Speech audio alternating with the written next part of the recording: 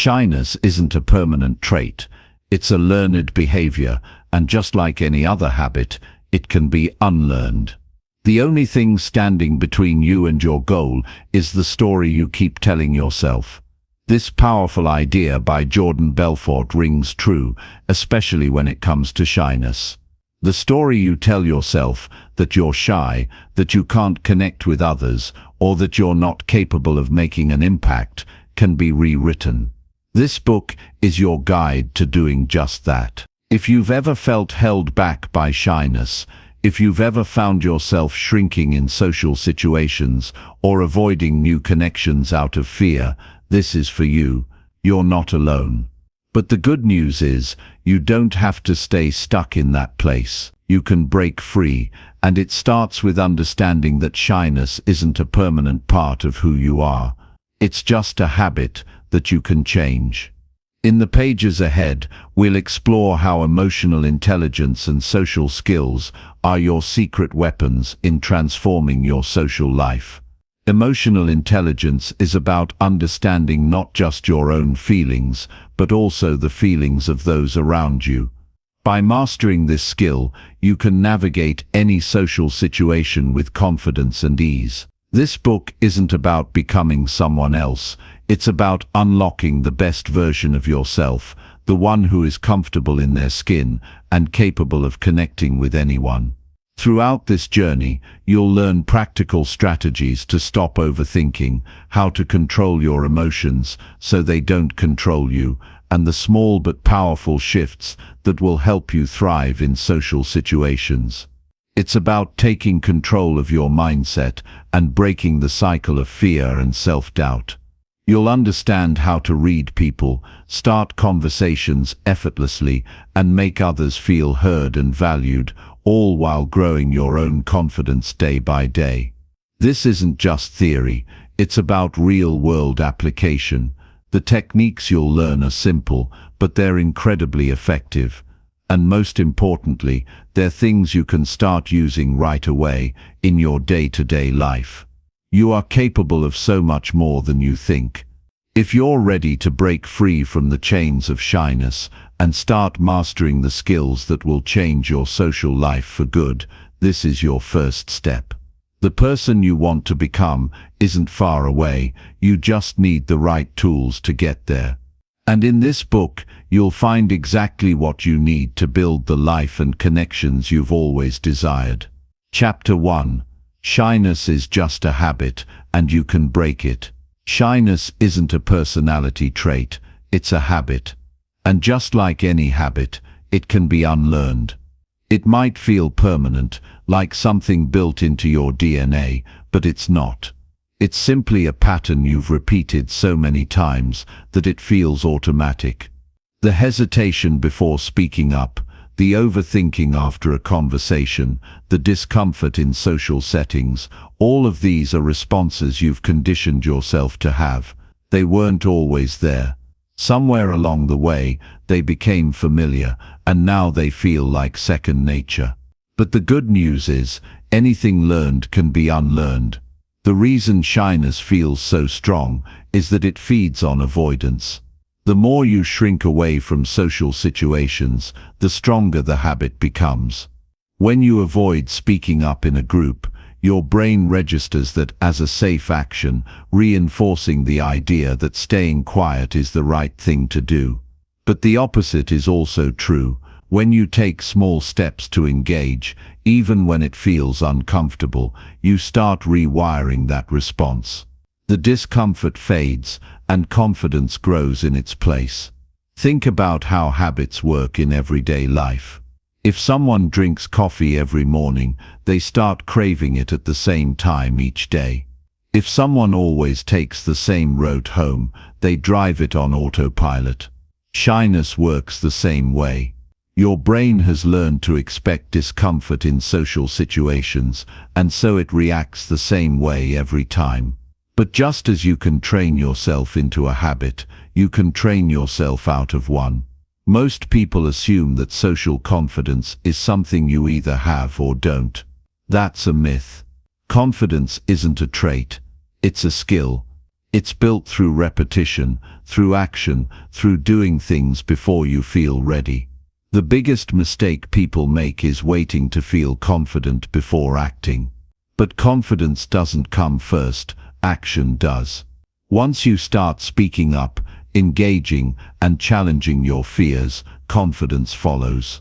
The first step in breaking this habit is noticing the patterns that keep it alive. Pay attention to the moments when you hold yourself back. Is it when meeting new people? When speaking in front of a group? When making small talk? Once you recognize these moments, you can start making intentional changes. Even small shifts, like making eye contact for a second longer or initiating a simple greeting, begin to weaken the hold of shyness. Avoiding social situations might bring temporary relief, but in the long run, it makes things worse. Each time you avoid speaking up, it reinforces the belief that you're incapable, that socializing is difficult, that you're not someone who can handle these moments.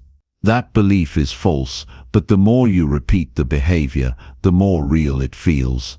The only way to break this cycle is by stepping into the discomfort, even in the smallest ways.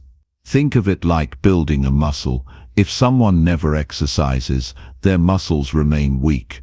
The first few workouts feel uncomfortable. They might feel sore or uncoordinated. But with consistency, strength builds. Social confidence works exactly the same way. The first few times you challenge your shyness, it will feel uncomfortable. You'll second-guess yourself, but each time you push through, the habit of confidence grows stronger. One of the fastest ways to start shifting your mindset is to change your internal dialogue. If your thoughts are constantly reinforcing the idea that you're shy, that socializing is hard, or that you're not good with people, then that's the reality you'll live in. But if you start telling yourself a different story, one where you are capable, where speaking up is just a skill to practice, where every interaction is an opportunity rather than a test, you begin to reshape your identity. Small intentional actions are the key to rewiring the way you see yourself. If you typically avoid starting conversations, challenge yourself to say something small to a cashier or a coworker. If you tend to sit back and let others talk, push yourself to contribute just one thought. These moments might seem insignificant, but they add up. Each one is a signal to your brain that the old habit is being replaced. There's no need for drastic changes overnight. Social confidence isn't built in a day. It's built in small, consistent moments of stepping outside your comfort zone. The key is to focus on progress rather than perfection. It's not about suddenly becoming the most outgoing person in the room. It's about proving to yourself, one interaction at a time, that you are capable of more than you've believed. The discomfort you feel in social situations isn't a sign that something is wrong with you. It's simply a sign that you haven't trained this skill enough yet. Just like learning to drive, learning a new language, or picking up an instrument, the beginning always feels awkward. But the more you practice, the easier it gets. What once felt intimidating becomes natural. Confidence is not about being the loudest person in the room. It's not about forcing yourself to be someone you're not. It's about being comfortable in your own skin, about trusting yourself to handle conversations without overthinking, about feeling at ease in social situations rather than seeing them as something to fear. That kind of confidence isn't something you're born with, it's something you create. Every day presents small opportunities to challenge old habits and build new ones. The question is whether you'll take them, whether you'll let fear and hesitation keep you in the same cycle, or whether you'll take that first uncomfortable step toward change. It's never about being perfect. It's about showing up, trying, and proving to yourself that you can handle more than you thought. Shyness is not who you are. It's just something you've been practicing. But now you're going to start practicing something new. Chapter 2. The secret power of emotional intelligence. EQ. Emotional intelligence is one of the most valuable skills a person can develop. It determines how well someone navigates relationships, handles stress, and understands both their own emotions and the emotions of others. People often assume intelligence is about knowledge, facts, and problem solving, but the ability to recognize and manage feelings, both internally and externally, is just as important. In many cases, it's even more important. Success in life, whether in personal relationships or professional settings, depends largely on emotional intelligence rather than raw intellect. Most people react to emotions rather than control them. They feel frustrated and lash out, feel hurt and shut down, feel overwhelmed and avoid dealing with things. Emotional intelligence is the difference between being controlled by feelings and knowing how to use them wisely. Instead of reacting blindly, a person with emotional intelligence knows how to pause, assess a situation, and respond in a way that benefits them rather than harms them. This isn't about suppressing emotions or pretending they don't exist. It's about understanding them deeply and using them to navigate life more effectively. The way people handle emotions is often shaped by past experiences. Some grew up in environments where expressing feelings was discouraged, leading them to bottle things up. Others may have been surrounded by emotional outbursts, making them feel like emotions are overwhelming and uncontrollable. These early experiences create subconscious patterns that continue into adulthood, influencing the way a person reacts to stress, conflict, and social situations. Recognizing these patterns is the first step toward changing them. One of the most overlooked aspects of emotional intelligence is self-awareness. Without it, a person moves through life reacting to emotions without understanding why they feel a certain way. They get angry without recognizing the deeper cause. They feel insecure without realizing where that insecurity comes from. The more someone pays attention to their emotions, the easier it becomes to manage them. When a strong feeling arises, instead of immediately acting on it, they can take a step back and ask themselves what's really going on. This ability to pause and reflect makes all the difference in how someone handles challenges. Another key aspect of emotional intelligence is self-regulation. While self-awareness allows a person to understand their emotions, self-regulation helps them control how those emotions influence their actions.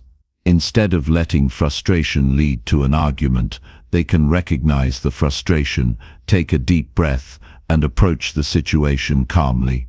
Instead of letting anxiety prevent them from trying something new, they can acknowledge the fear but move forward anyway. Emotions are not the enemy, they are signals. The goal is to learn how to interpret those signals rather than be overwhelmed by them.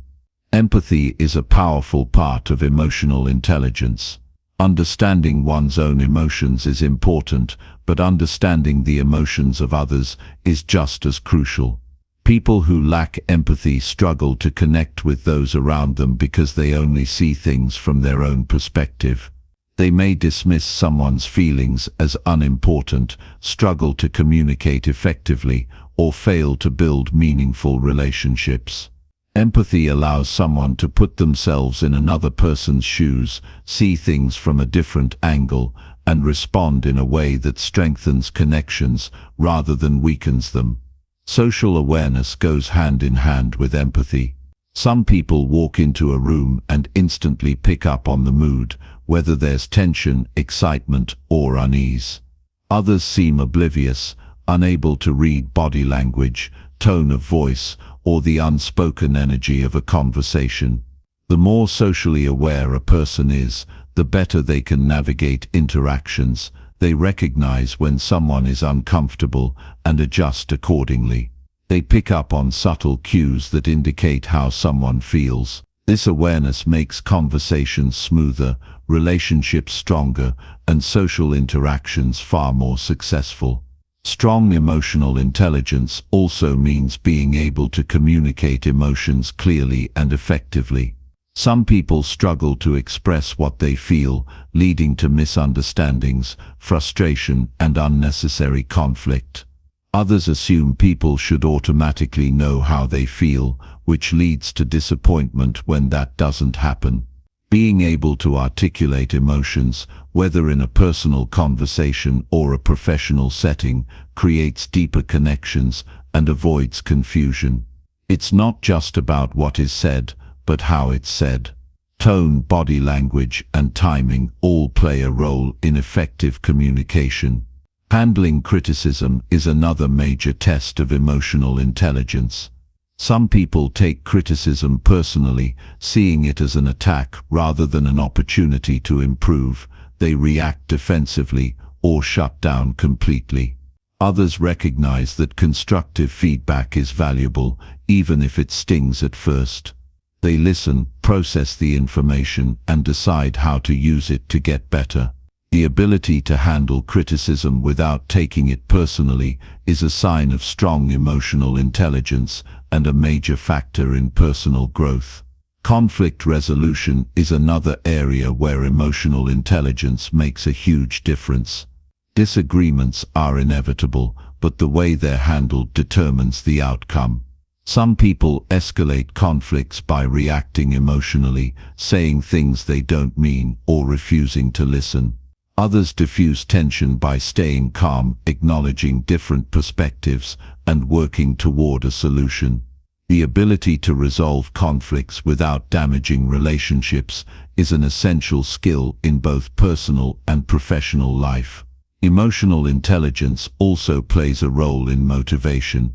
People who manage their emotions well don't rely on fleeting feelings to determine their actions. They don't wait to feel motivated before taking action. Instead, they understand that emotions fluctuate, but discipline and purpose remain constant. They push through challenges because they know how to manage frustration, doubt, and fear, rather than letting those emotions control them. Stress management is another crucial aspect. Life is full of challenges, and no one is immune to stress. But while some people crumble under pressure, others remain steady because they know how to regulate their emotions. They practice techniques like deep breathing, reframing negative thoughts, and focusing on what they can control instead of what they can't. Their ability to handle stress directly affects their ability to handle life. Building emotional intelligence isn't about perfection, it's about progress. No one is in complete control of their emotions all the time. Everyone has moments of frustration, insecurity, or stress. But the more aware someone becomes, the better they get at managing those emotions rather than being controlled by them. The key is practice.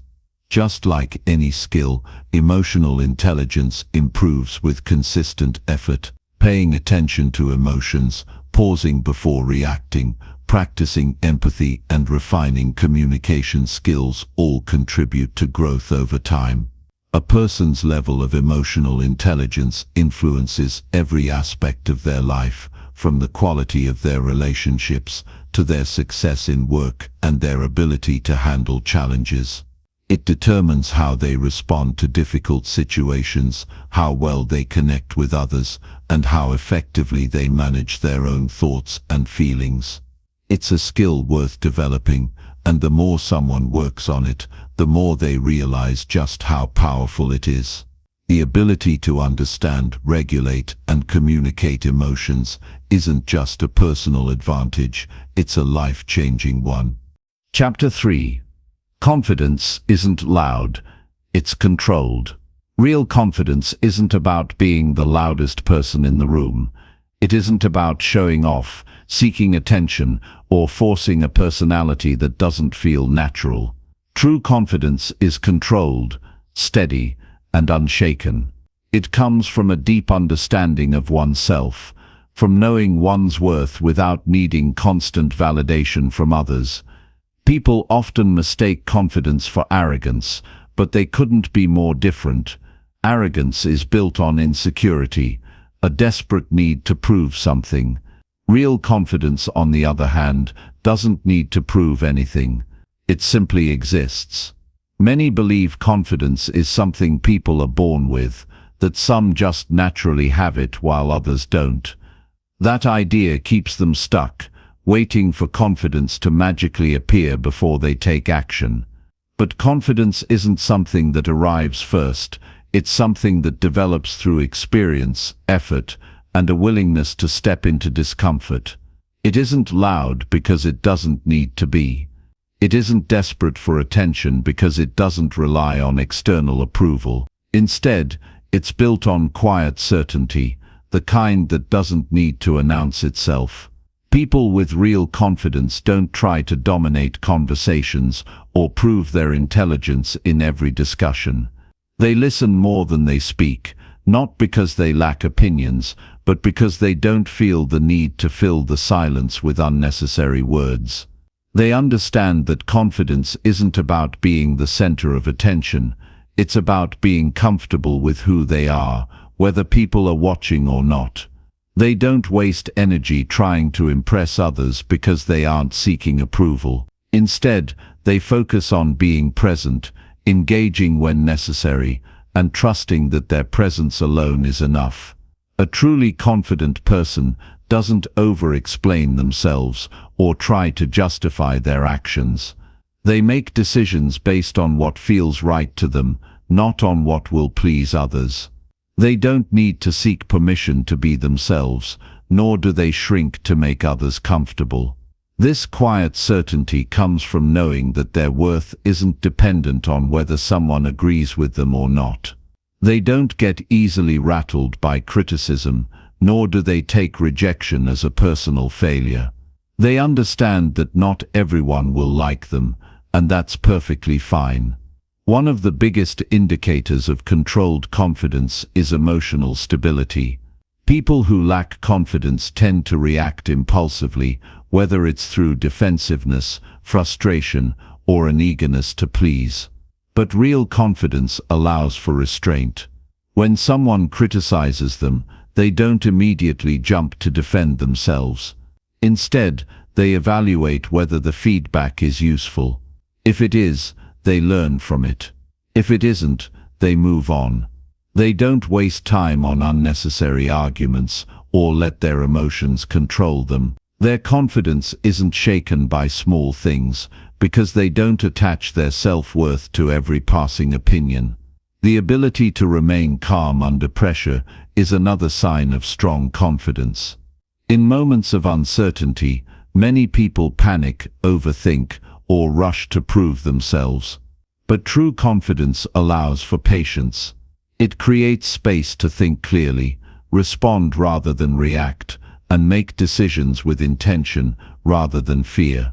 The more someone practices staying composed in difficult situations, the more naturally confidence follows. It isn't about having all the answers, it's about trusting oneself to figure things out as they come. Confidence doesn't mean always knowing what to do or say. It doesn't mean never feeling nervous or unsure. The difference is that confident people don't let those feelings stop them. They take action even when they feel uncertain. They understand that hesitation is normal, but doesn't have to be a barrier. Every time they step forward, despite fear, they reinforce their own capability. Confidence is built in those moments, when someone chooses courage over comfort, effort over avoidance, and action over doubt. Social confidence, in particular, comes from experience. No one starts out effortlessly comfortable in every situation. Those who seem naturally confident in conversations didn't get there by accident. They built that skill through practice, by putting themselves in situations that forced them to engage, listen, and learn. They faced awkward moments, misunderstandings, and rejections, but instead of seeing those as failures, they saw them as part of the process. Over time, they became more at ease, not because they stopped feeling nervous, but because they stopped letting nervousness define them. A controlled and steady presence often speaks louder than words. People who are secure in themselves don't fidget nervously, rush through conversations, or avoid eye contact. They move with purpose, speak with clarity, and hold themselves in a way that commands respect without demanding it. They don't need to prove their confidence by overpowering others. Instead, they create an atmosphere that naturally draws people in. The way they carry themselves, the way they pause before responding, the way they listen with intention, all of these small details add up to a powerful presence. Confidence also comes from preparation. The more someone understands a subject, the more comfortable they are discussing it. The more they expose themselves to social situations, the easier conversations become. The more they practice a skill, the more natural it feels. Confidence isn't a switch that turns on suddenly, it's the result of consistent effort. Those who seem effortlessly composed have simply put in the work to get to that point. It's easy to believe that confidence is an external thing, something based on appearance, social status, or achievements. But real confidence isn't built on external factors. It comes from within. It's not about how others see a person, it's about how they see themselves. Someone who ties their confidence to achievements will always need the next win to feel worthy. Someone who builds confidence on a deeper foundation knows that their value doesn't depend on any single moment of success or failure. Developing confidence requires stepping into discomfort repeatedly. It means speaking up when it's easier to stay quiet, taking opportunities even when self-doubt creeps in, and trusting oneself even when certainty isn't guaranteed. Confidence doesn't require perfection. In fact, part of confidence is accepting imperfection. Those who fear failure stay stuck, while those who embrace failure as a learning experience continue to grow. The difference between someone who appears naturally confident and someone who struggles with it often comes down to mindset. Those who lack confidence focus on their weaknesses, their mistakes, and the opinions of others. Those who have true confidence focus on growth, their ability to handle challenges, and their own self-respect. They don't wait for someone else to validate them. They don't rely on outside forces to determine their worth. They decide every day to show up as the best version of themselves, knowing that confidence is not about being perfect, but about being steady, capable, and in control. Chapter 4. How to stop overthinking every social interaction. Overthinking social interactions is something many people do without even realizing it. It happens when you're about to speak to someone, and instead of just engaging, your mind starts racing with questions. What if they don't like me? What if I say something awkward? What if I make a fool of myself? It's a never-ending loop of self-doubt and anxiety that makes even the simplest conversation feel like a high-pressure situation. The truth is, overthinking doesn't help. It just gets in the way. At the core of overthinking is the fear of judgment. You're worried about how others will perceive you, how your words will be interpreted, or what might go wrong. This fear isn't always based on reality.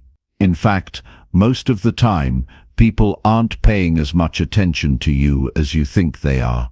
Most people are too busy worrying about their own insecurities to scrutinize yours. The more you focus on the possibility of something going wrong, the more likely it is that you'll create unnecessary stress for yourself. The first step to breaking this habit is acknowledging that your thoughts are often disconnected from reality.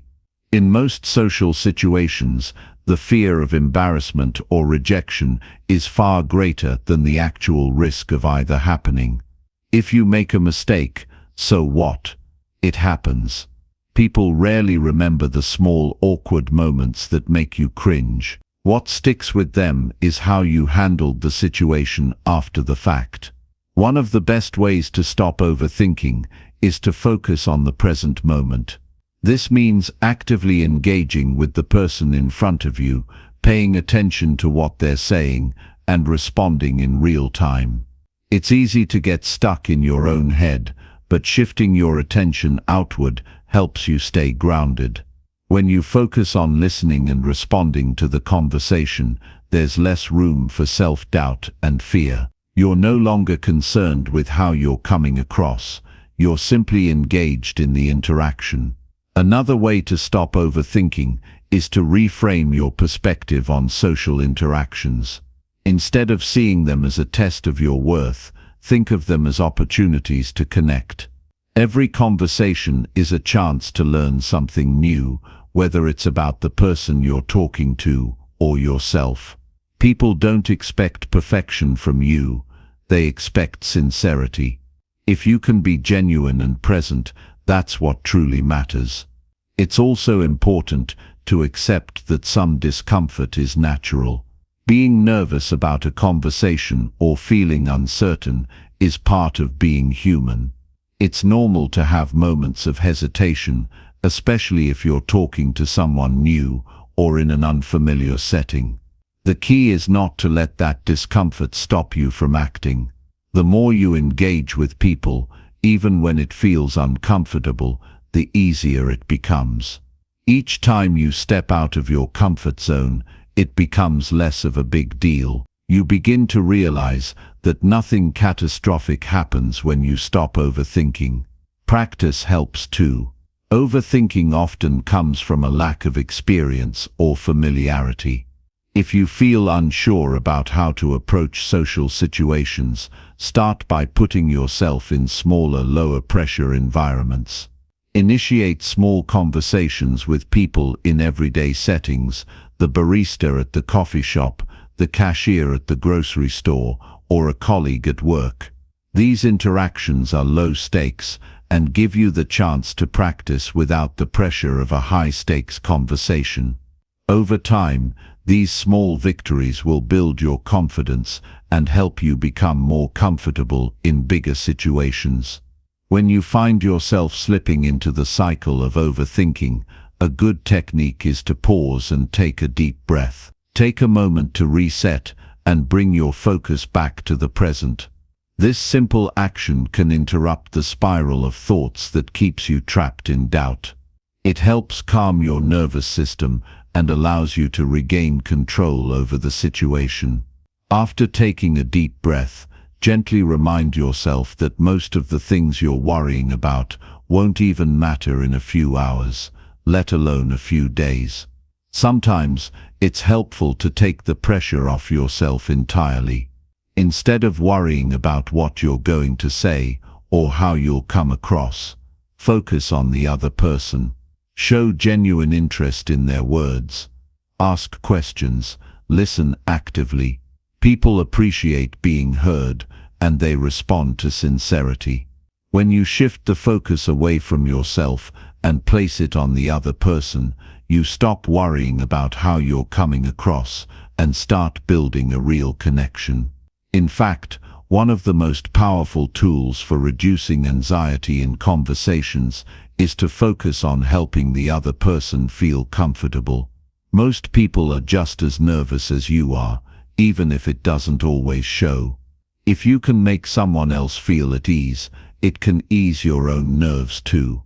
Put your energy into making the other person feel heard and understood, and you'll find that the conversation flows more naturally. One technique to help stop overthinking is to accept that mistakes are part of the process. No one is perfect, and social interactions are a space where slip-ups happen. Saying the wrong thing, stumbling over words, or not knowing what to say next is completely normal. The important thing is how you respond in those moments. If you can laugh it off, apologize, and keep going, you'll look more confident than if you freeze up or over-apologize. People won't remember your mistake, they'll remember how you handled it. Another way to reduce overthinking is to remind yourself that your self-worth isn't dependent on the outcome of a conversation. It's easy to fall into the trap of thinking that if a conversation doesn't go perfectly, it means something is wrong with you. But that's simply not true. Each interaction is just one small part of the bigger picture. If you didn't connect with someone or a conversation felt awkward, it doesn't mean you failed. It means you took a step forward. Social skills improve over time, and even the most experienced communicators had to start somewhere. One of the most freeing realizations is that social interactions don't need to be perfect. You don't need to have every word planned or every reaction rehearsed. The best conversations happen when people are relaxed, when they listen to each other, and when they engage without worrying about the result. So much of the pressure we feel in social situations comes from our own minds.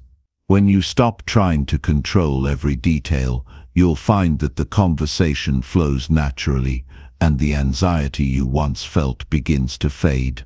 The key to stopping overthinking is simple: stop making it about you. Focus on the present moment, on the people around you, and on making genuine connections. When you take the focus off yourself and your fears, you allow the conversation to unfold without unnecessary stress. Over time, as you practice this approach, you'll begin to realize that social interactions are not something to be feared or overanalyzed. They're just another opportunity to connect with others and enjoy life's many little moments. Chapter 5. The Art of Staying Cool Under Pressure.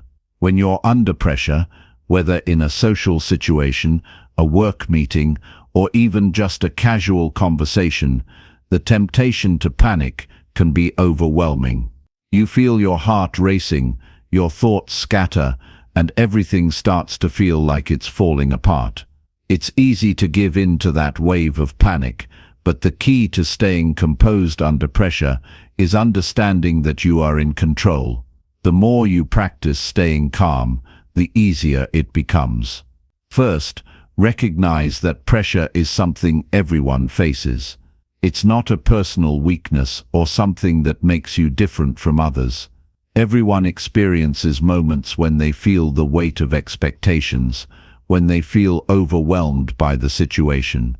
What sets people apart isn't whether they feel pressure, but how they respond to it. Most people believe that pressure will break them, but the truth is that pressure can shape and mold you into someone stronger, more focused, and more resilient. The more you face pressure and learn how to manage it, the less power it has over you. A critical step to staying calm is taking a deep breath. When you feel that rush of anxiety or panic, your body reacts by tightening up. Your breathing becomes shallow, your heart rate increases, and your thoughts start to race. In those moments, breathing deeply and slowly can have a powerful effect. It doesn't just calm your body, it also calms your mind. Deep breaths signal to your brain that you are not in immediate danger, that the situation is under control. It helps you reset and regain focus. It's helpful to practice controlled breathing even when you're not under pressure. The more you practice in everyday situations, the easier it will be to access that calm when you really need it. This doesn't mean you're pretending that the pressure doesn't exist. It just means you're taking a moment to gather yourself before you respond. You are giving yourself the space to choose how to react, rather than being swept away by emotions. Another key to staying cool under pressure is to change the way you view the situation. Instead of seeing it as a test, view it as a challenge, an opportunity to prove to yourself that you can handle discomfort and uncertainty. This subtle shift in perspective can make all the difference. If you treat a stressful situation as something to be feared, it will overwhelm you. But if you see it as an opportunity to grow, to learn, and to expand your comfort zone, it becomes less intimidating. One way to practice this mindset shift is to reframe pressure as a form of focus. When you feel under pressure, it means that something important is at stake, and your brain is naturally honing in on it. The key is to direct that focus in a positive direction. Instead of focusing on what could go wrong, focus on the outcome you want to achieve. Visualize yourself handling the situation with grace and ease. Imagine how it would feel to stay calm, to make thoughtful decisions, to respond with confidence. Visualization is a tool used by athletes, performers, and successful people in all fields. It primes your mind to act in the way you want it to, making it more likely that you'll remain composed when the moment arrives. It's also crucial to avoid getting caught up in the what-if game. When you're under pressure, it's easy to start thinking of all the possible negative outcomes. What if I say the wrong thing? What if they don't like me? What if I fail? This line of thinking only amplifies your anxiety and clouds your judgment. Instead, focus on the present moment. The more you can stay in the here and now, the less you'll get tangled up in fear and self-doubt. You don't need to predict the future or have everything figured out. You just need to take the next step and stay focused on the task at hand. Confidence plays a huge role in how you handle pressure. When you feel confident in yourself, you trust that no matter what happens, you'll be able to handle it. This doesn't mean that you'll always have the perfect response, but you'll trust that you can recover and move forward. The more you put yourself in pressure-filled situations and practice handling them, the more confident you become. Each time you successfully navigate a stressful moment, you reinforce your belief that you are capable of handling whatever comes your way. It's also helpful to recognize that not all pressure is bad. Some amount of pressure can motivate you to perform at your best. It helps you focus your energy, heightens your senses, and drives you to act with clarity and purpose. This is the kind of pressure that leads to growth. It forces you out of your comfort zone and into new territory where you can learn and develop new skills. But the key is understanding how to manage that pressure, how to turn it from something that overwhelms you into something that fuels your performance. One of the most powerful ways to stay calm is to embrace the fact that you are in charge of your emotions. When things get tense, it's easy to feel like you're at the mercy of your feelings. But the truth is that emotions don't control you unless you let them. Just because you feel anxious or stressed doesn't mean you have to act on those emotions. You can choose how to respond, and sometimes the best response is to simply stay calm and centered. A good way to practice emotional control is through mindfulness. By paying attention to your thoughts and feelings without judgment, you can create space between your emotional reactions and your responses. Instead of being swept away by a rush of fear or anxiety, you can acknowledge those feelings without letting them dictate your actions.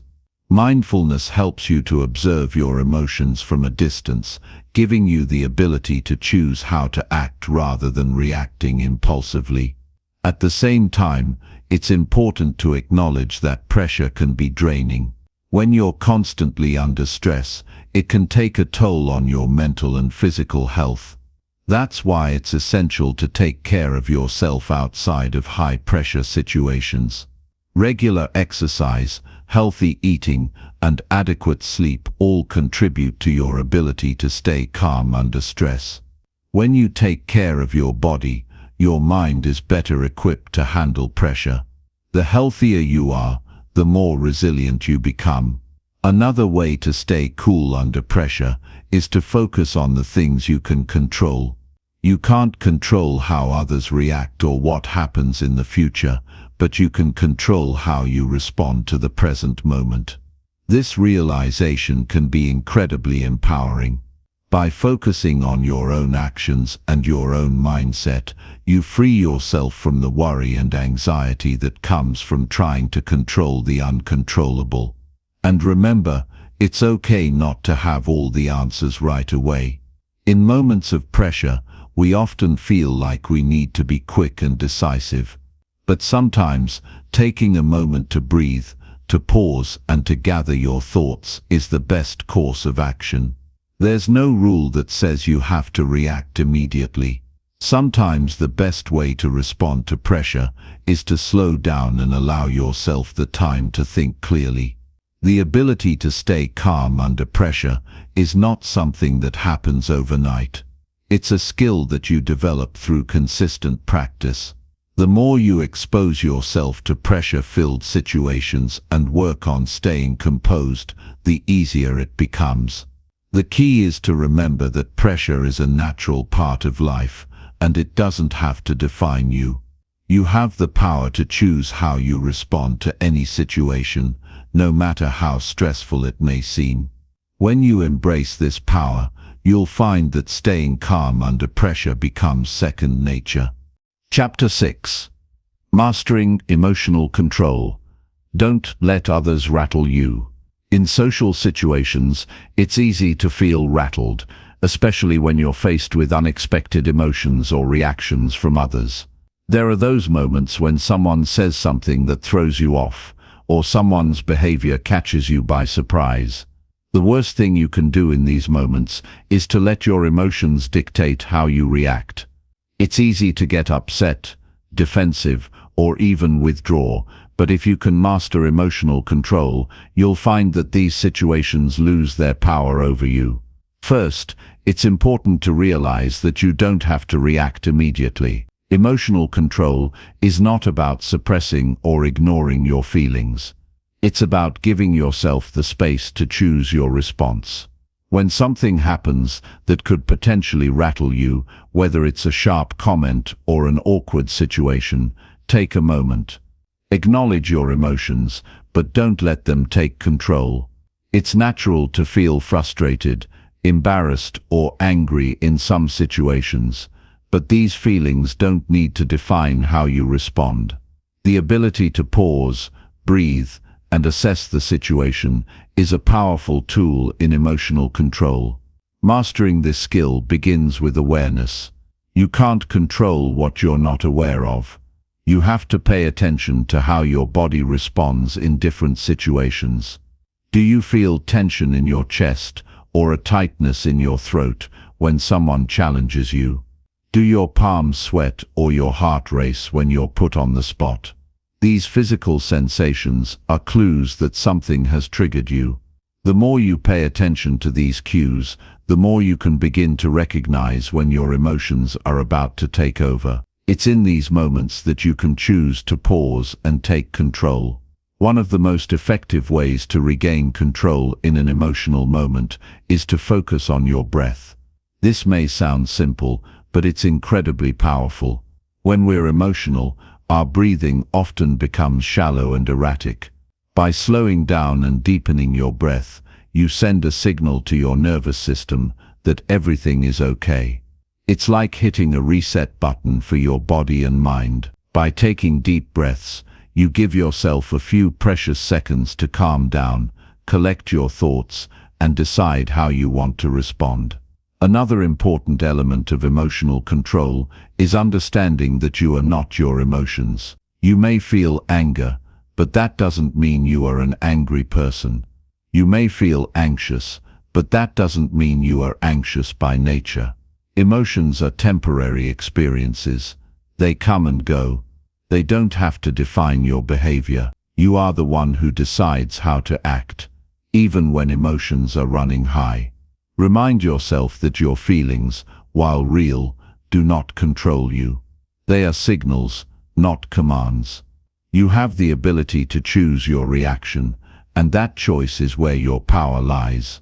It also helps to develop emotional detachment in difficult situations. This doesn't mean you should disconnect from your feelings entirely or pretend you don't care. It means you can observe the situation without getting caught up in it. Think of it like watching a movie. You're aware of the plot and the characters, but you're not getting lost in the drama. If someone says something hurtful or upsetting, rather than absorbing that energy and reacting impulsively. Try to detach. Understand that the person's words are more about them than they are about you. Their comment or behavior is often a reflection of their own insecurities or frustrations, not a judgment of your worth. By detaching from the situation, you prevent yourself from getting drawn into unnecessary conflict or negative emotions. Another way to master emotional control is to reframe the situation. Often the way we interpret events can escalate our emotions. If someone cuts you off in conversation or doesn't acknowledge your point, you might feel dismissed or unimportant. But if you reframe that situation by telling yourself that they might just be distracted or that it's not a personal attack, you can prevent your emotions from spiraling. Reframing helps you maintain perspective. It allows you to look at the bigger picture and not get caught up in momentary irritations. When you choose to reinterpret a situation in a more positive or neutral light, you free yourself from the emotional charge it carries. Also, keep in mind that emotional control doesn't mean being completely stoic or devoid of emotion. It's about balance. It's about feeling your emotions without letting them control you. It's knowing when to express how you feel and when to hold back. For example, if someone says something hurtful, it's okay to feel hurt. It's okay to acknowledge that pain. But the key is not to let that pain spill over into anger or defensiveness. Emotional control allows you to experience your feelings and still choose how to respond. You can express your feelings with maturity and calmness without letting them get the best of you. Sometimes emotional control is about taking care of yourself outside of the high-pressure moments. It's much easier to stay calm in stressful situations when you've been practicing emotional regulation every day. Engaging in activities that help you stay centered, like meditation, exercise, or journaling, can build your emotional resilience. When you invest in your emotional well-being consistently, you're better equipped to handle moments of stress and conflict when they arise. Another aspect of emotional control is self-compassion. Often we're hardest on ourselves when we make mistakes or when we feel out of control emotionally. If you slip up and let your emotions take over, don't beat yourself up. Recognize that you're human. Everyone loses their cool now and then. What matters is how you recover and learn from it. Be kind to yourself, and don't let one misstep define your ability to control your emotions in the future. Every moment is an opportunity to do better. Remember that emotional control isn't about suppressing or denying your emotions. It's about learning to manage them effectively. By giving yourself the space to breathe, by reframing situations, by practicing self-compassion, and by engaging in regular emotional maintenance, you can improve your ability to stay calm in the face of challenge.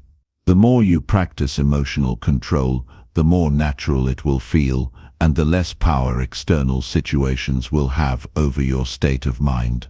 Ultimately, mastering emotional control is about empowering yourself. It's about recognizing that you have the ability to choose your reactions. No matter what's happening around you, you can decide how to respond. The world may throw you curveballs, but you don't have to let them throw you off course. With practice, awareness, and patience, emotional control will become second nature, and you'll find yourself more grounded, confident, and resilient in every aspect of your life. Chapter 7. How to start a conversation without the awkwardness. Starting a conversation can be intimidating, especially when you're unsure of what to say or how the other person will react. Many people struggle with initiating interactions, worrying about awkward silences or saying something inappropriate. But the truth is, starting a conversation is a skill that can be developed, and once you know how to approach it with confidence, it becomes much easier. The first thing to remember is that a conversation doesn't have to be perfect from the start. In fact, It's normal for things to be a little awkward at first, especially if you don't know the person well, but that's okay. The key is to embrace those first few moments of uncertainty and use them as an opportunity to build rapport and connection. A good place to begin is with something simple and non-threatening, like a greeting or a comment about the environment around you. For example, if you're at a coffee shop, you might start by commenting on the coffee, the weather, or the music playing in the background. These types of casual remarks break the ice without requiring too much thought or effort. It's not about having an elaborate script in your head. It's about offering a small entry point for the other person to engage with. Don't put too much pressure on yourself to start with something profound or witty. Often the best conversations begin with something completely ordinary. It's important to shift your mindset from worrying about impressing the other person to focusing on creating a genuine connection. People appreciate authenticity, and when you speak from a place of curiosity rather than trying to impress, the conversation flows more naturally. One of the simplest and most effective ways to keep a conversation going is by asking open-ended questions. These are questions that can't be answered with a simple yes or no. Instead, they invite the other person to share more about themselves and create an opportunity for a deeper exchange. For instance, instead of asking, "Did you have a good weekend?" try asking, "What did you do over the weekend?" This opens the door for the other person to elaborate and share more about their interests, experiences, or thoughts. It's important to listen actively when the other person is speaking. Active listening is a skill that can make a huge difference in the quality of a conversation. Instead of just waiting for your turn to talk, really focus on what the other person is saying, nod occasionally to show you're engaged, maintain eye contact, and ask follow-up questions that show you're interested in what they're saying. This not only helps you keep the conversation going, but it also makes the other person feel heard and valued. Another powerful way to initiate and sustain a conversation is through body language. Your nonverbal cues can play a huge role in how others perceive you and how open they feel to talking with you. Open, relaxed body language signals that you're approachable and comfortable in the situation. This can make a significant difference, especially if the other person is feeling nervous or uncertain. Make sure your posture is open, avoid crossing your arms, and try to maintain a warm, friendly expression. Simple gestures like smiling or leaning slightly forward can show that you're interested and engaged in the conversation. It's also helpful to be aware of the context in which you're initiating the conversation. If you're at a party or a social event, people are generally more open to casual interactions, and there's less pressure to have a deep or meaningful conversation right away. However, if you're in a more formal setting, like a work event or a networking session, your approach might need to be a little more thoughtful. In these situations, focusing on shared interests or professional topics can be a good starting point. Asking someone about their work or recent projects can open the door to a more substantive exchange. It's easy to get caught up in worrying about what you're going to say next, but the truth is that people are usually more focused on themselves and their own thoughts than on your every word. When you take the pressure off yourself to be perfect, it becomes easier to relax and engage more genuinely. A great way to do this is to embrace the mindset that every conversation is a learning experience. Whether the interaction goes well or not, there's always something to gain from it. Even if you stumble or feel awkward at first, you're gaining valuable practice that will help you improve your social skills over time. Another important aspect of starting a conversation is reading social cues. Every person has different preferences when it comes to socializing. Some people enjoy small talk and thrive in casual, light-hearted interactions, while others may prefer deeper, more meaningful exchanges.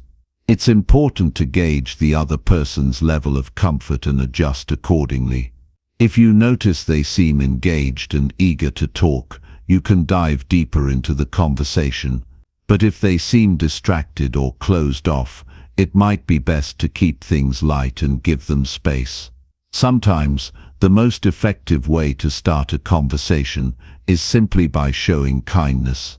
A warm smile, a compliment, or a genuine inquiry into how someone is doing can be the perfect icebreaker.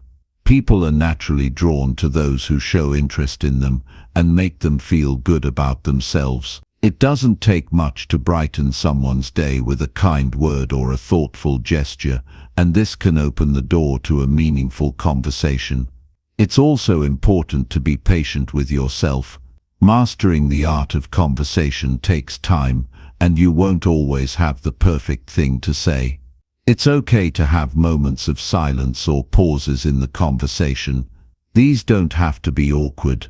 Instead of seeing them as gaps, view them as opportunities to collect your thoughts or let the conversation naturally evolve. It's natural for there to be moments of quiet, and often they provide the space for deeper reflection or a shift in direction.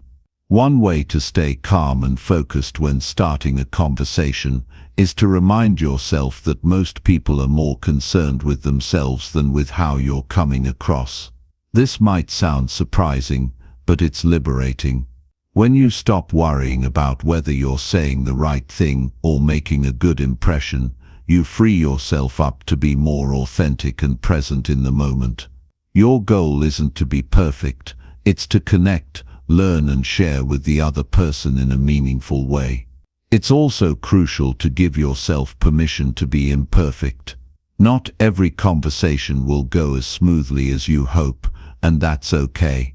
There will be moments where you feel a little unsure or find yourself searching for the right words. But these moments are part of the process of improving your social skills. Don't beat yourself up over minor missteps. Instead, use them as learning experiences, reflect on what worked and what didn't, and be gentle with yourself. The more you practice, the better you'll get. Starting a conversation doesn't have to be a monumental task. It's simply about showing up, being yourself, and being open to connecting with others. The more you do it, the easier it becomes. And over time, you'll find that your ability to engage with others becomes more natural, less stressful, and more enjoyable. Whether you're meeting new people, reconnecting with old friends, or simply navigating day-to-day interactions, the skill of starting a conversation is something that will serve you in countless situations. It's a tool that will not only help you in social settings, but will also enhance your overall confidence and emotional intelligence. Chapter 8. The Science of Being Instantly Likeable. Being liked is something that many of us desire, whether we're meeting new people or navigating daily interactions. The reality is that, as much as we all want to connect with others, there's a common fear of being judged, rejected, or misunderstood. We often worry about making a positive impression, but struggle with knowing how to make people feel comfortable around us. The truth is that becoming someone others are naturally drawn to doesn't require trying to be someone you're not. It's about tapping into simple yet powerful behaviors that make others feel seen, heard, and valued. The first thing to understand is that being likable isn't about being perfect or pretending to be someone you're not. People are drawn to those who are genuine, confident, and comfortable in their own skin. When you're authentic, you make others feel comfortable because they don't have to guess who you are or what you stand for. There's a certain calmness in authenticity that allows others to relax, and that's when real connections happen. It's the kind of energy that encourages openness and trust. One of the simplest ways to make people like you is by showing a genuine interest in them. This doesn't mean interrogating them with questions or trying to impress them with your knowledge, but rather focusing on the other person. Ask thoughtful questions about their experiences, their interests, or what's important to them. When you show that you care about who they are, they feel valued. People love to talk about themselves, and when they sense that you're truly listening, they'll naturally gravitate toward you. A key part of this is active listening. Many people think that listening is just waiting for their turn to speak, but truly listening is a skill that's much deeper than that. It's about being present in the moment and paying attention to what the other person is saying, both verbally and non-verbally. People appreciate being heard, and when you show you're truly engaged, it makes them feel respected. You don't need to interrupt or jump in with your own stories right away. Sometimes, just nodding and giving a small response to show you're listening can strengthen your connection with someone. Another powerful tool for making people like you is to give them genuine compliments. Compliments are a way to acknowledge someone's positive qualities or achievements, and when they're sincere, they can make people feel great about themselves. The trick is to be specific. Instead of saying, "You look nice," you might say, "That color really brings out your eyes." Or instead of just saying, "Great job, try, I really admire how you handled that situation. Your approach was so calm and thoughtful." Specific compliments show that you're paying attention and that you appreciate them for who they truly are. However, compliments are not the only thing that will win people over. Another key element of being likable is showing empathy. Empathy is the ability to understand and share the feelings of another person. When you can put yourself in someone else's shoes, you create a sense of trust and connection. It's about acknowledging the other person's emotions and showing that you care. For example, if a friend is feeling down, instead of offering solutions right away, just listen and acknowledge how they feel. Sometimes, the best thing you can do for someone is to simply be there and show that you understand their perspective. In addition to empathy, people are drawn to those who are positive and uplifting. This doesn't mean you need to be upbeat and cheerful all the time, but showing optimism and looking for the good in situations makes a big difference. A positive attitude can be contagious, and when you offer a hopeful perspective, it encourages others to feel more at ease. It's easy to get caught up in negativity, but choosing to stay positive, especially in challenging situations, can make you someone that others want to be around. Humor is another key element of likability. People are naturally attracted to those who can make them laugh. It's not about being a stand-up comedian, but having a light-hearted approach to life can break the ice and help others feel comfortable. Humor helps to take the edge off tense moments and makes people feel relaxed. Of course, humor needs to be appropriate for the situation and audience, but using it to diffuse awkwardness or lighten the mood can create an instant connection. Confidence is also a critical component of likability. People are naturally drawn to those who are comfortable in their own skin, who don't try to be someone they're not. Confidence isn't about arrogance or boasting, but rather about knowing your worth and owning who you are.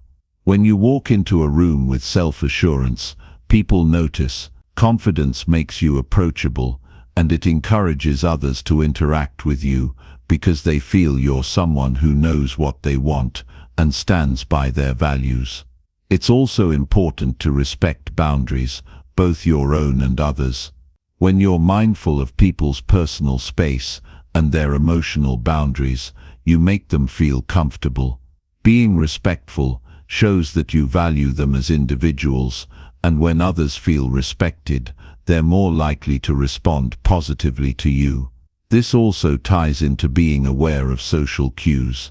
Not everyone wants to engage in a long conversation or be the center of attention, and recognizing when to give someone space is just as important as knowing when to engage. One of the most impactful things you can do to make people like you is to be consistent in your behavior. People are drawn to those who are steady, reliable, and dependable. When you follow through on your promises, when you show up when you say you will, and when you maintain a consistent attitude, others start to trust you. Consistency creates a sense of safety in relationships, and when people feel they can rely on you, they're more likely to feel a genuine connection. Being likable also comes down to energy. The energy you project affects how others perceive you. If you're constantly down or negative, people will pick up on that and may shy away from engaging with you. On the other hand, if you exude warmth, openness, and approachability, others will feel more comfortable interacting with you. The key is to cultivate positive energy within yourself. When you're in a good mood or feeling centered, that energy will naturally attract others. It's about giving off vibes that make people want to engage with you rather than withdraw. Sometimes, making others like you is as simple as being kind. It's easy to get caught up in self-interest or trying to gain approval, but the best way to connect with people is through simple acts of kindness. Whether it's offering a helping hand, sharing something that makes them smile, or just listening without judgment, kindness creates bonds. It's something anyone can do, and it often leads to the most meaningful and lasting connections. Being likable is about creating a space where people feel safe to be themselves. It's not about winning approval or putting on an act, but rather about offering a genuine connection that makes others feel comfortable. The more you focus on others, the more you'll see how simple and effective it is to make people like you. It's about kindness, empathy, respect, and authenticity. When you give these things freely, they come back to you in ways that foster deeper connections and more meaningful relationships. It's not about mastering a set of skills, but rather embodying the qualities that naturally draw people to you. Chapter 9. Mastering the Art of Deep Conversations. When you think about the most meaningful conversations you've had, they probably weren't the ones where someone just asked you surface-level questions or only talked about themselves. What made those conversations so memorable was the depth, the way they made you feel understood, and the genuine connection that was formed. Deep conversations allow us to truly get to know someone and for them to know us. They're the conversations where both people feel comfortable enough to open up and share thoughts, feelings, and experiences in a way that leaves a lasting impact. The art of deep conversation isn't about asking complex questions or trying to impress others with your intellect.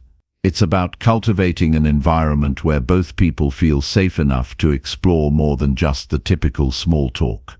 These conversations go beyond just exchanging facts and instead allow for genuine exchange, thoughts, feelings, ideas, and personal experiences. The key to mastering deep conversations is learning to create space for that level of vulnerability, and this often starts with your approach to communication. A great starting point is to simply be present. So often, we're thinking about what we're going to say next, or distracted by our phones, the environment around us, or our own thoughts. The key to fostering meaningful conversations is to focus entirely on the other person. This doesn't just mean hearing their words, it's about listening attentively to what they're actually saying and understanding the emotions behind those words. When you listen without the intention of responding right away, you give the other person room to speak freely and openly, knowing they're being fully heard. People tend to speak more openly when they feel like their words matter and that they're not competing with the other person's thoughts or responses. To deepen a conversation, you don't need to jump into heavy topics right away. Often the more profound discussions arise from a casual topic or question, but it's your follow-up that leads the conversation into a deeper place. Instead of letting a comment pass by, you can ask questions that build on what was just shared. It's about showing interest in the other person's thoughts, feelings, and experiences. If someone talks about their job, you could ask how it makes them feel, what they enjoy most about it, or how they got started in that field. This kind of inquiry shows you care and encourages the other person to share more than they might have originally intended. While it's easy to think of a deep conversation as one that covers serious or heavy topics, the truth is that light-hearted moments can be just as valuable. Humor and playfulness often help break down barriers and create a space where people feel comfortable opening up. A deep conversation doesn't need to be about discussing life's biggest questions. It could simply be about discussing something that's meaningful to the two of you in that moment. The focus is on connection and understanding, not on the weight of the topic. Another essential element of deep conversations is the willingness to be vulnerable. Often we hold back because we're afraid of judgment or rejection, but vulnerability is the key to creating genuine connections. When you allow yourself to share your thoughts, feelings, and experiences openly, it invites the other person to do the same. Vulnerability can be as simple as admitting that you don't have all the answers, or sharing a personal story that reveals your emotions. It's these moments of openness that create an authentic bond between you and the other person. People appreciate when someone is willing to show their true self, imperfections and all, because it shows a level of trust that's rare and valuable. It's also important to be mindful of the other person's emotional state. Deep conversations require empathy, and empathy requires sensitivity to the emotions of others. If someone seems upset or vulnerable, it's important to acknowledge that before diving into lighter topics or offering advice. Sometimes, people just need someone to listen and validate their feelings, and offering your presence can be more powerful than anything you could say. When it comes to deep conversations, a common challenge is the fear of silence. In our fast-paced world, silence can feel uncomfortable. We often rush to fill the space with words, but sometimes the most powerful thing you can do in a conversation is to simply be silent and let the other person reflect. Allowing a moment of silence lets the other person think before responding, and it gives you both space to process what has been shared. It's also a sign of respect to allow someone the time they need to gather their thoughts, especially when you're discussing something personal or meaningful. The depth of a conversation also depends on the willingness to get past the superficial. It's easy to stay on the surface, talking about work, the weather, or daily events. But the real magic happens when you move beyond the small talk and explore more personal topics. This doesn't mean you should dive into controversial or intensely personal matters right away, but it does mean that you should be willing to share more about yourself and ask questions that encourage the other person to do the same. Over time, as you develop a stronger relationship with someone, you can begin to explore even deeper topics. One powerful strategy to deepen a conversation is to ask open-ended questions. These are questions that cannot be answered with a simple yes or no, but instead require more thought and reflection. Asking questions like, what's been the most rewarding part of your journey so far, or what's something you wish more people understood about your experience, helps guide the conversation into a space where the person can share their thoughts in more detail.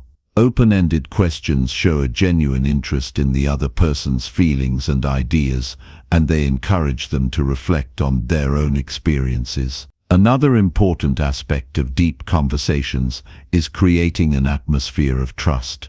When people feel safe and comfortable, they're more likely to share vulnerable aspects of themselves. This requires you to be authentic, open, and non-judgmental in your responses. It's not about having all the answers or offering solutions.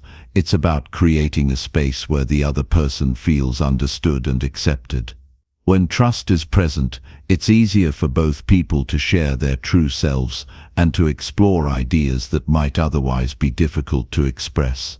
Remember, deep conversations are not just about talking. They're about connection. It's about the exchange of ideas, thoughts and emotions in a way that brings people closer together. It's not about impressing others with your knowledge or dominating the conversation with your own experiences. It's about creating a balance where both people feel heard, valued and respected. The beauty of deep conversations is that they allow us to break through the surface-level interactions that often leave us feeling disconnected. These conversations help us understand ourselves and others more deeply, and they create the foundation for stronger, more meaningful relationships. When you master the art of deep conversation, you open the door to deeper connections, and in doing so you cultivate relationships that are more fulfilling and impactful. Deep conversations are where true understanding and connection happen, where we go beyond the words and truly connect on a human level. Chapter 10. Reading people like a pro. You've probably heard it said that some people are just great at reading others. They seem to know what someone is thinking or feeling without that person saying a word. This is a skill that's incredibly valuable, especially when it comes to navigating social interactions. Being able to read people effectively can make you feel more confident in your relationships, help you avoid potential misunderstandings, and allow you to communicate more empathetically. The first thing to understand about reading people is that it's not about being psychic. It's not about knowing their thoughts or predicting their actions. Instead, it's about picking up on subtle cues and patterns of behavior that give you insight into how someone might be feeling or what they might be thinking. These cues can be physical, emotional, or even verbal. Sometimes they're obvious, and other times they're more subtle. But the key is learning to notice them so you can respond more appropriately and effectively. Start by paying attention to body language. It's one of the most immediate and powerful ways people communicate, and it often reveals more than words can.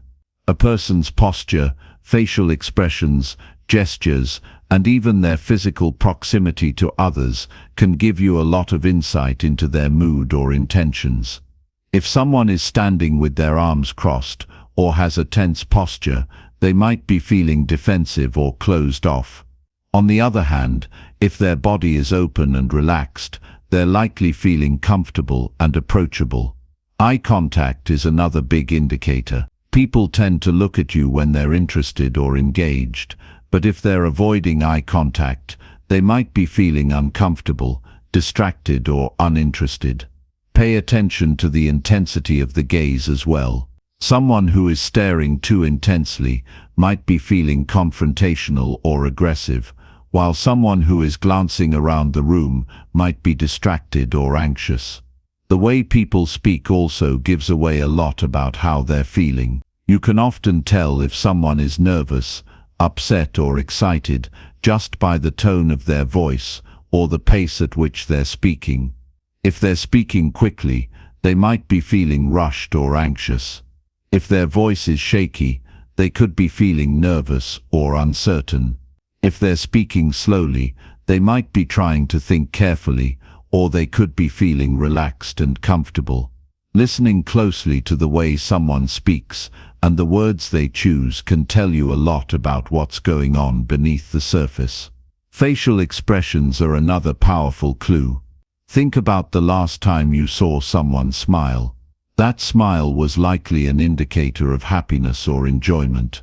But not all facial expressions are as obvious. A furrowed brow might suggest frustration or concentration, while pursed lips could indicate annoyance or disapproval.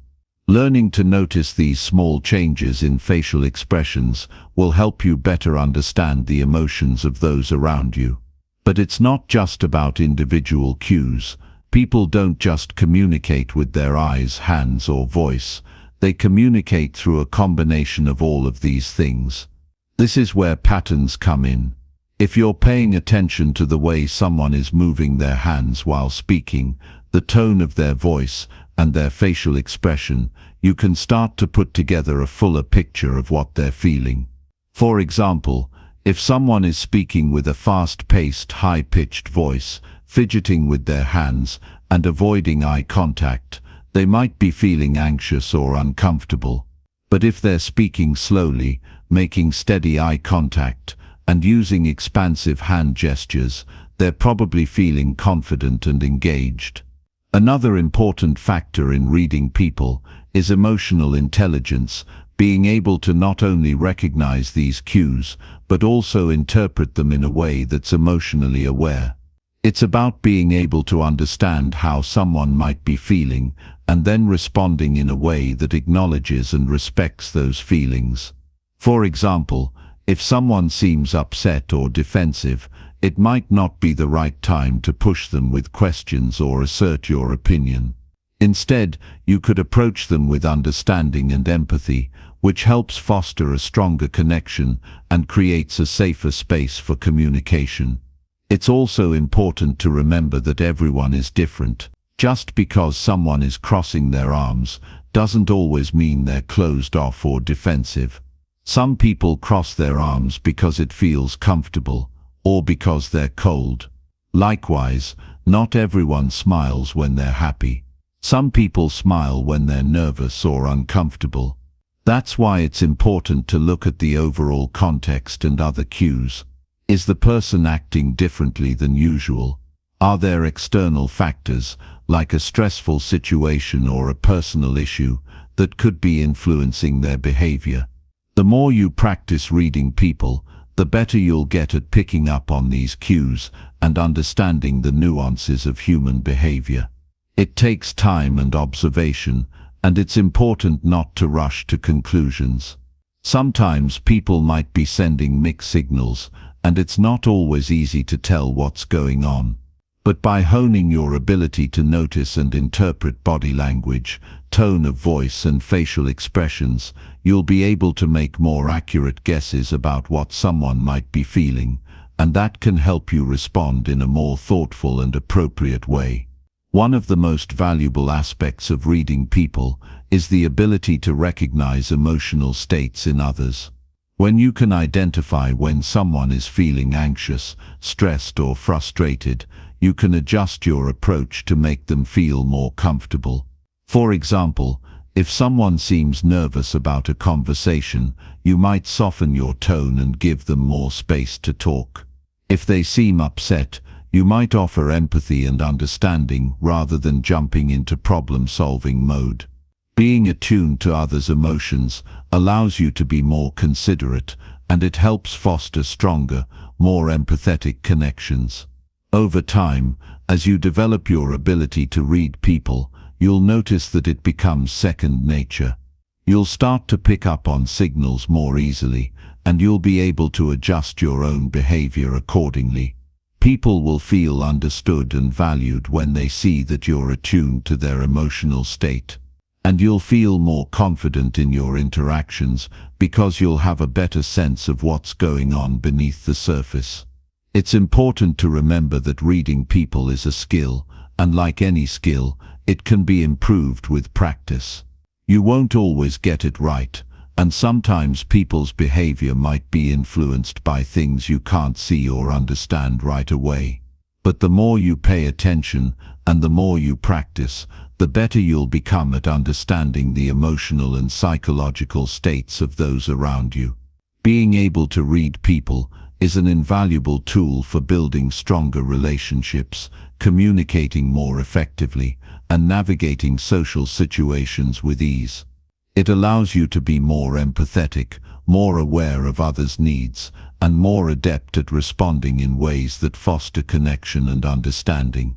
The ability to read people is a skill that can make you a more confident, thoughtful, and compassionate individual.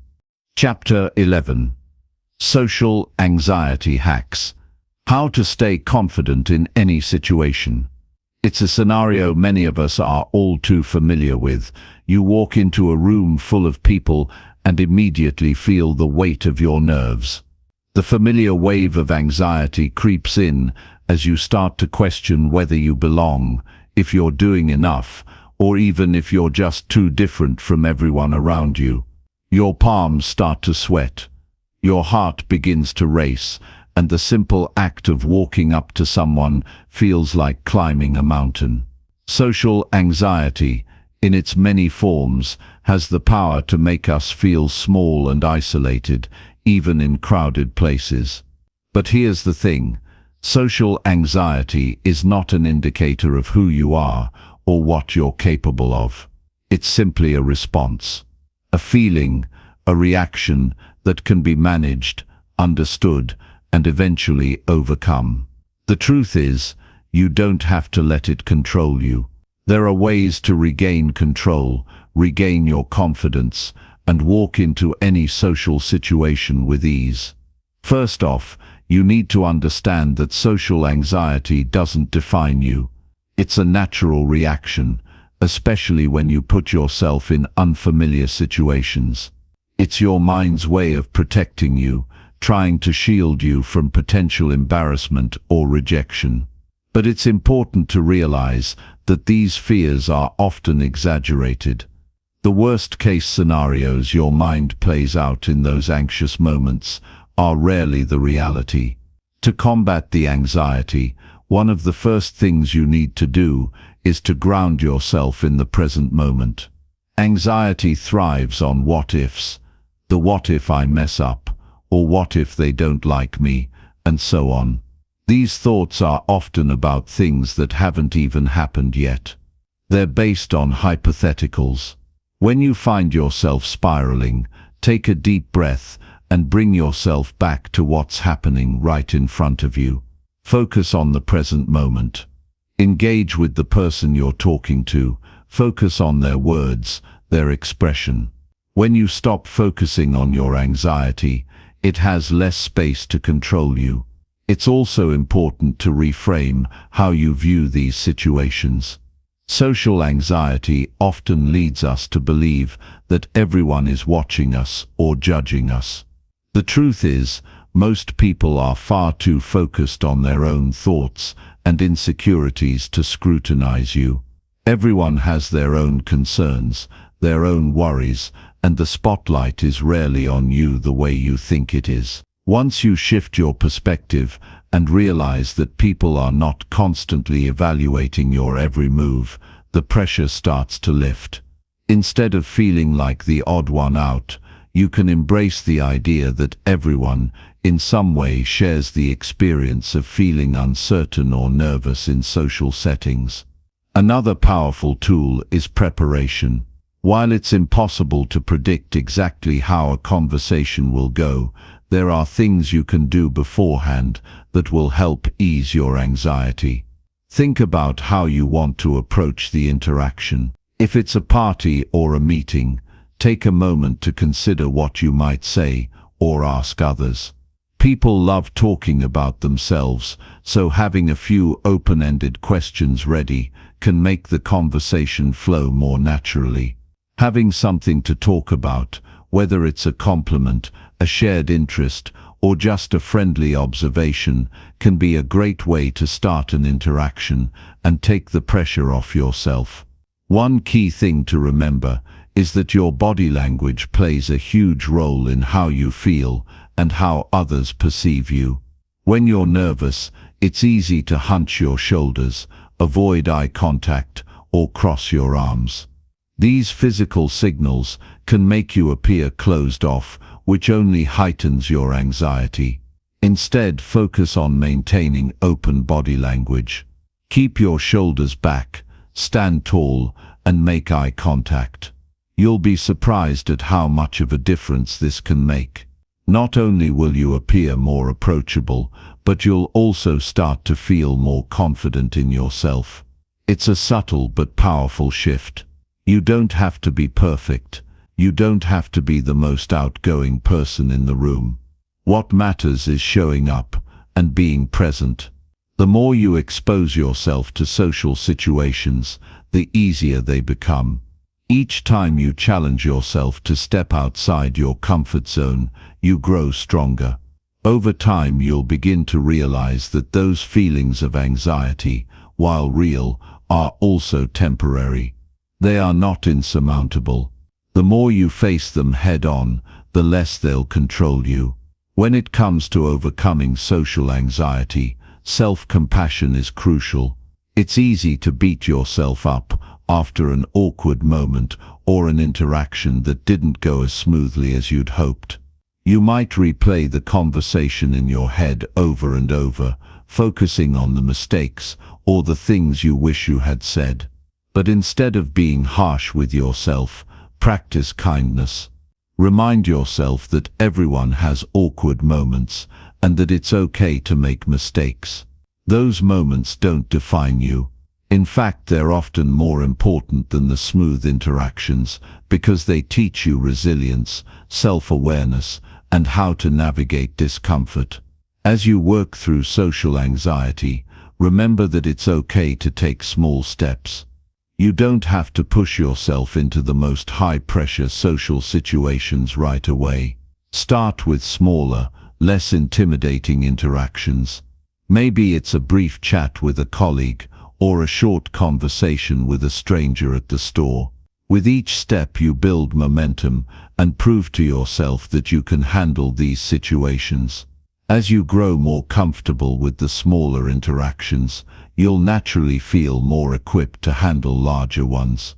Above all, the most important thing is to be patient with yourself. Social anxiety may not disappear overnight, but with practice, self-awareness, and perseverance, you'll find that it becomes more manageable. You'll start to notice that the moments of discomfort don't last as long, and that they don't hold as much power over you as they once did. Each time you show up, each time you take action, you're proving to yourself that you have the strength to face your fears and come out the other side stronger. The key to overcoming social anxiety isn't to eliminate it entirely, but to learn how to manage it. When you stop letting it dictate your actions and instead face it head-on, you create a new narrative for yourself. You become someone who takes control of their social experiences rather than someone who avoids them. You become someone who engages with the world around them, confident in the knowledge that you can handle whatever comes your way. Chapter 12. How to make people feel important and why it changes everything. When you interact with someone, the way you make them feel often stays with them long after the conversation ends. Think about the last time you spoke with someone who made you feel truly heard, appreciated, and valued. The way they listened, the small gestures of kindness, the warmth in their voice, all of this created an impact that you'll remember. Now, imagine being that person for others. Imagine having the ability to make everyone you encounter feel important, seen, and truly understood. The ability to make people feel important isn't just a tool for building connections. It's a life-changing skill that can transform your social interactions and leave a lasting positive impression wherever you go. When we talk about making people feel important, it's easy to think of grand gestures or extravagant displays of attention. But in reality, it's the small everyday moments that matter most. It's about showing someone that you're present with them, that they are worthy of your time and energy. In today's fast-paced world, many of us are so focused on ourselves and our own thoughts that we forget how powerful it is to simply listen. The simple act of listening with full attention communicates respect and care in a way words alone cannot. One of the most effective ways to make someone feel important is by being fully present in the moment.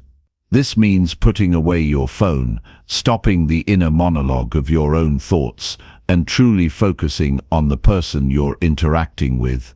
When you give someone your undivided attention, they feel like they matter. In a world full of distractions, this is rare, and it's something that people deeply appreciate. It's not just about hearing their words, but about connecting with the emotion behind those words. Acknowledge their feelings, their experiences, and their thoughts. You don't have to agree with everything they say, but simply being engaged, and showing empathy can make all the difference. It's not just about listening, though. The way you communicate with others also plays a huge role in making them feel valued. When someone speaks to you, respond thoughtfully. Don't just wait for your turn to talk. Reflect on what they've said, ask follow-up questions, and express genuine interest in their point of view. By engaging in this way, you're showing that their thoughts and feelings are worthy of your time and consideration. This, in turn, builds a deeper connection. People don't just want to be heard, they want to be understood. They want to feel that their opinions, ideas, and feelings are important to you.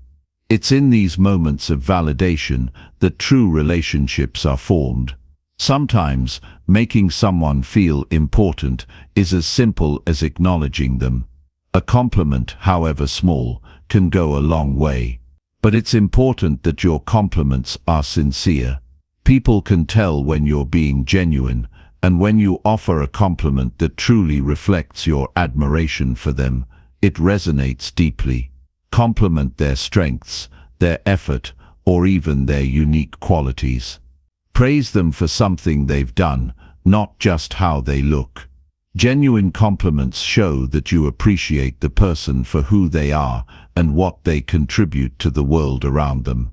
Another powerful way to make people feel important is through acts of kindness.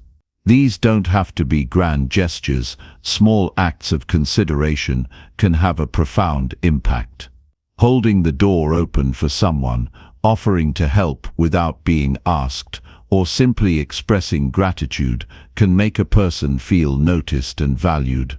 These actions show that you're thinking of others and willing to put their needs before your own, even for a brief moment. It's the little things that demonstrate your respect and care for others. And when you consistently make these gestures, it builds trust and strengthens your relationships. There's also something powerful about remembering the details. When someone shares something personal with you, whether it's about their work, their family, or a hobby they're passionate about, take note. The next time you see them, ask about it again. Inquiring about the things that matter to them demonstrates that you listen, that you care, and that they are more than just another person passing through your life. People appreciate when others remember them, their likes and dislikes, and the things they care about. It shows that you value them on a deeper level. Being respectful is another key element of making someone feel important. This doesn't just mean treating them kindly, but also honoring their boundaries, their time, and their perspective. If someone expresses discomfort with a topic, respect that and shift the conversation. If they're busy, don't impose on their time. Showing respect for people's boundaries and individuality speaks volumes about how much you care about their well-being. It's an easy way to let someone know that they matter and that their needs are just as important as yours. Sometimes, making someone feel important means being vulnerable and authentic with them. When you share parts of your own life, your struggles, your successes, your hopes, and your dreams, you create a sense of trust and mutual respect. Vulnerability fosters connection because it shows that you're not just interested in using the other person to make yourself feel better, but that you're willing to open up, share your true self, and be real with them. When you let people in and allow them to see who you really are, it gives them the permission to do the same. This creates a deeper sense of equality in the relationship, where both parties feel valued and understood. Another way to make people feel important is by offering them opportunities to shine. Recognize their strengths, encourage them to take on challenges, and celebrate their victories, no matter how big or small. When you highlight someone's abilities and give them the chance to excel, you're showing that you believe in them and their potential. This not only boosts their confidence, but also strengthens your relationship by demonstrating that you're invested in their success. People feel important when others acknowledge their contributions and encourage them to reach their full potential. To truly make people feel important, it's essential to be consistent in your actions. It's not enough to make someone feel special one time and then forget about them. The key is to be dependable, reliable, and consistent in your treatment of others. When you show up for people, whether it's with a kind word, a thoughtful gesture, or simply by being present, it creates a sense of security in the relationship. They know that you genuinely care and that your actions align with your words. This consistency builds trust and deepens the connection. As you go about your interactions, remember that the impact you have on others is often far-reaching. The way you make people feel has the power to lift their spirits, change their outlook, and even inspire them to be better versions of themselves. You may not always see the immediate effects of your kindness and attentiveness, but rest assured, the positive energy you put out into the world ripples outward. Making someone feel important is a gift, both to them and to yourself. When you take the time to make others feel valued, you create a network of meaningful relationships that will enrich your life in ways you never expected. Making people feel important isn't about flattery or trying to win their favor. It's about showing genuine care, respect, and consideration for them as individuals. It's about acknowledging their humanity, their worth, and their uniqueness. The more you practice this, the more it becomes second nature, and the more you'll find that you're surrounded by a community of people who genuinely appreciate and respect you in return. The ability to make others feel important is one of the most powerful tools for building lasting, positive relationships. It's the gift that keeps on giving, creating connections that are built on trust, empathy, and mutual respect.